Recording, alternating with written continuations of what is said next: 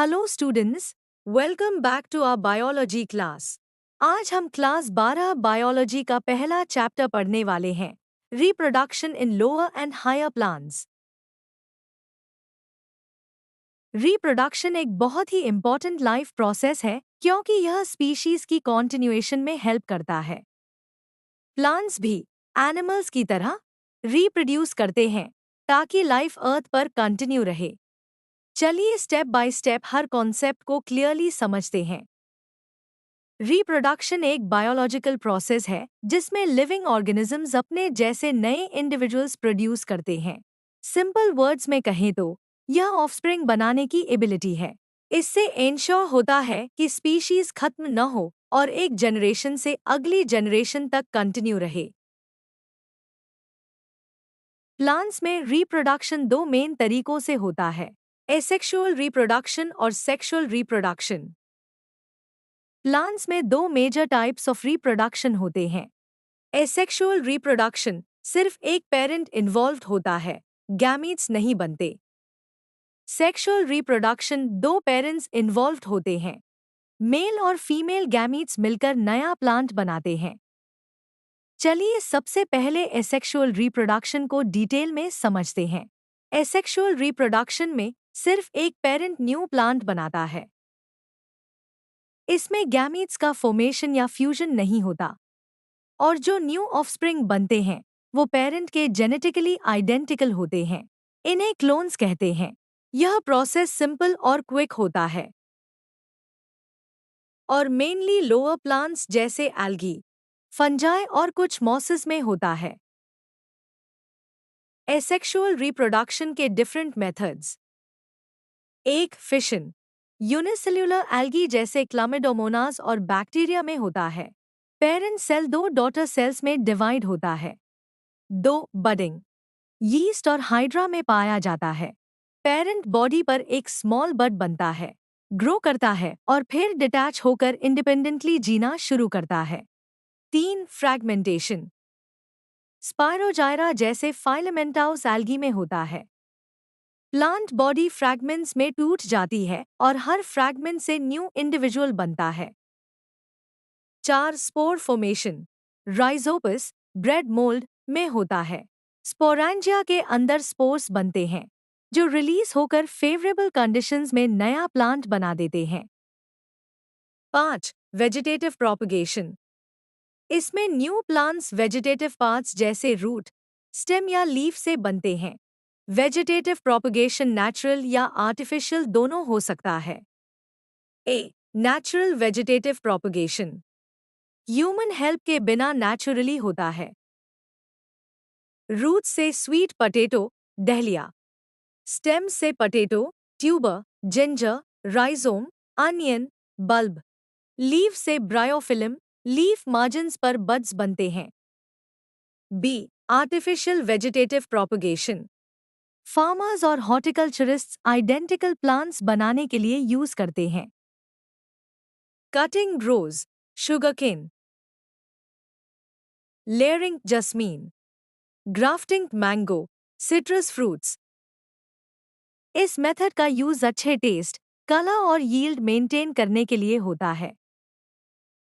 अब चलिए sexual reproduction पर चलते हैं, जो हायर प्लांट्स में ज्यादा कॉमन और एडवांस्ड होता है। इसमें दो पेरेंट्स होते हैं, एक मेल और एक फीमेल। मेल और फीमेल गैमीट्स अलग अलग बनते हैं और फ्यूज होकर जाइगोट बनाते हैं।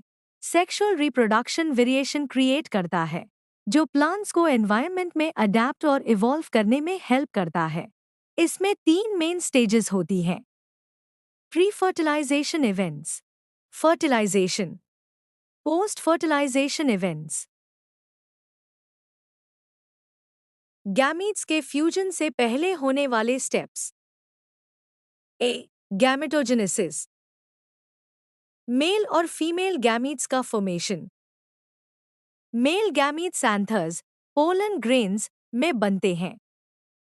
फीमेल गैमीट्स ओव्यूल्स, ओवरी के अंदर में बनते हैं। B, gamete transfer, pollination. Anther से स्टिग्मा तक पोलन का ट्रांसफर पॉलिनेशन कहलाता है। पॉलिनेशन दो टाइप्स का होता है। Self pollination same flower plant से, क्रॉस पॉलिनेशन एक प्लांट से दूसरे प्लांट के फ्लावर तक। Pollination agents wind, water, insects, birds. Examples: wind maize, water vallisneria, insects sunflower, birds hibiscus. Fertilization male और फीमेल गैमीट्स का फ्यूजन जिससे जाइगोट बनता है। फ्लावरिंग प्लांट्स में इसे डबल फर्टिलाइजेशन कहते हैं, जो एंजियोस्पर्म्स की स्पेशल फीचर है। इसमें एक मेल गैमीट एक सेल से फ्यूज होता है जाइगोट 2n, दूसरा male gamete two polar nuclei से फ्यूज होता है एंडोस्पर्म 3n। यानी दो फर्टिलाइजेशन इवेंट्स होते हैं, एक एम्ब्रियो बनाता है और एक nutritive tissue endosperm. Post fertilisation events fertilization के बाद होने वाले changes. Zygote embryo, ovule seed, ovary fruit,